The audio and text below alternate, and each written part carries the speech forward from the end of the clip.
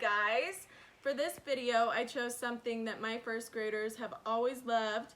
I have a lot of fun doing it, and I also thought it would be really easy to do from home, and that is origami. So I'm going to go through a little bit of background of what origami is and what exactly we're making, and then we'll get started. So I went onto the internet and I just did a teeny tiny bit of research so that we can understand what origami actually is.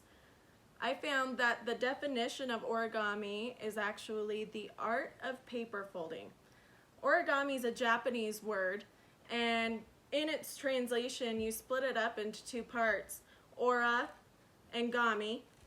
And ora in Japanese translates to folding and gami translates to paper. And I thought it was really cool that the word just means folding paper. There are some really cool figures and sculptures that people have made using origami. Some examples that come to mind for me, and I'll put pictures of these so you have a visual, but some examples that come to mind for me are, there are paper cranes that are really popular. And then I've also seen a lot of paper cubes that are just boxes made out of paper. And then also these, which I like to call chatterboxes. They're also called fortune tellers. There are a lot of different names for them, but this is what we're doing today.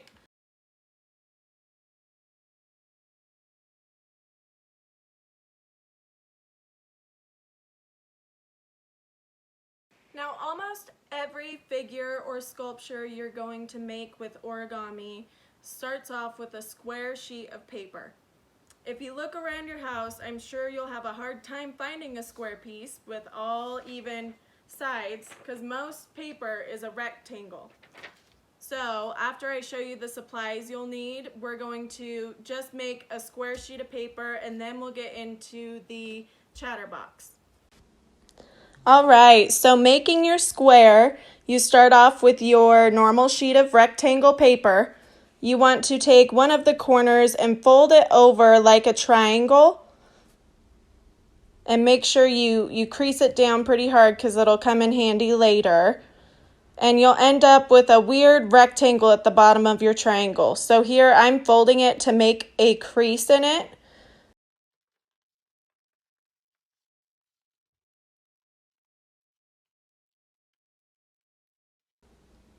And then once you get that really good crease, you want to take your scissors and chop that rectangle off.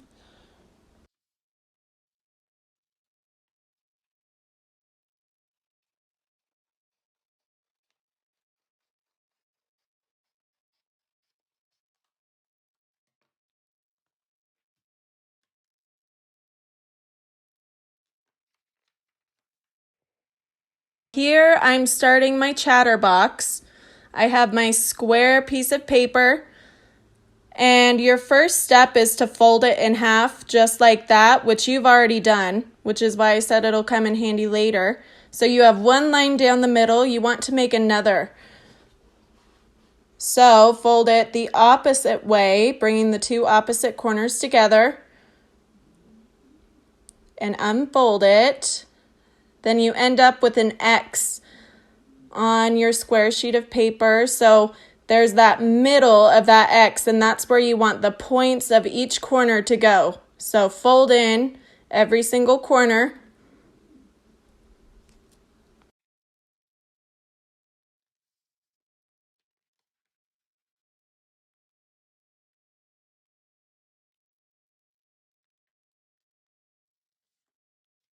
Now you have all four of your corners facing the inside, the points in the center.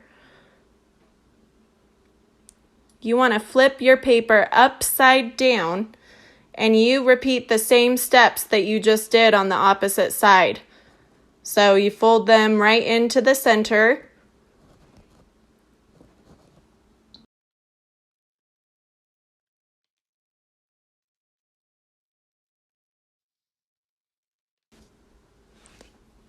So now that you've folded all four of your corners, you are just about done with the origami part of this.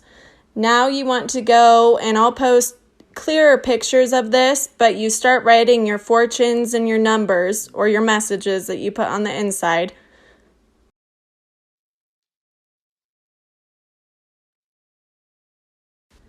In this video, I skipped this step, but with your messages that you want to write underneath those numbers, I would write them before you do this next step.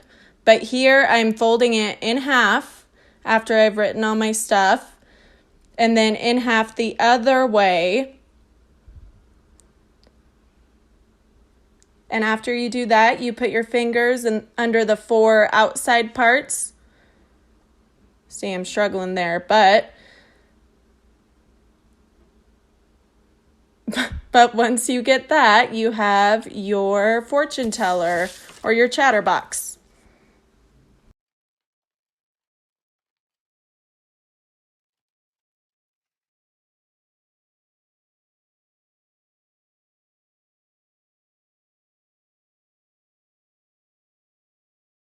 Okay, so hopefully your chatterbox looks a little bit like this.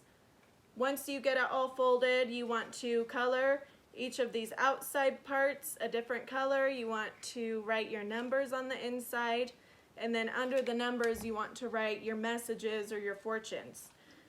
So let's pretend that I'm playing this. I'm going to choose the color green. Green, G-R-E-E-N. Now I'll choose the number 2. 1, 2. And then you choose your last number. I'll choose 6.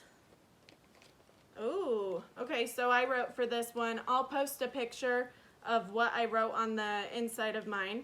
But number 6 says to spend 15 minutes researching something you are interested and learn about it. So you don't have to write what I wrote in there. You can write whatever you want. But I hope you have fun making it.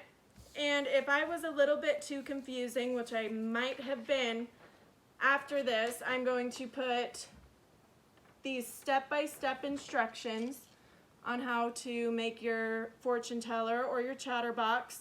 I'll try to get it posted on the after school website as well, but you can pause your screen and make sure you're doing it step-by-step the right way.